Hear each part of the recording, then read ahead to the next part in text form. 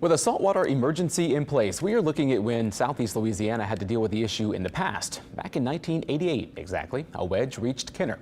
We covered it extensively. Take a look. Down by West Point Lahash, the river is turning blue-green. Pretty to look at, but a bad sign. Evidence that too little silt-laden water is flowing down from the states above. And that a wedge of salt water is moving perilously close to water supplies for towns all along the river. And some, they say they can taste it already. It tastes salty. It's not salty, but it tastes salty.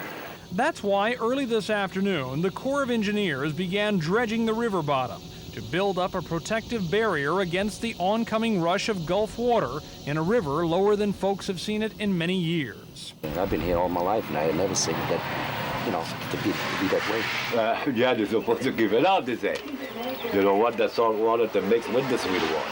The plan is to take mud up from the bottom of the river and deposit it just downstream, creating a 15-foot high underwater levee. Since the salt water is heavier than the fresh water, the salt wedge is expected to collide with the wall and stop the influx at least temporarily. But if the river keeps dropping, if there's no rain upstream, it's conceivable it would go over that. In fact, we're already looking at what's the possibility of making it higher than we originally planned. The dredging operation is expected to take at least 30 days. In the meantime, the Corps of Engineers plans to bring in barges full of fresh water for at least 2 local communities. So they race against time and the elements, hoping nature will relent. Down here, folks knew the drought was bad, but they never thought it would be bad enough to tame the mighty Mississippi. Tom Foreman, Channel 4 Eyewitness News, West Point, Lahash. And check this out. The Army Corps of Engineers released a timeline of how fast that wedge could reach certain water intake points.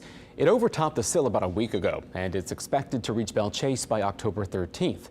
On the 19th, it's estimated to reach St. Bernard.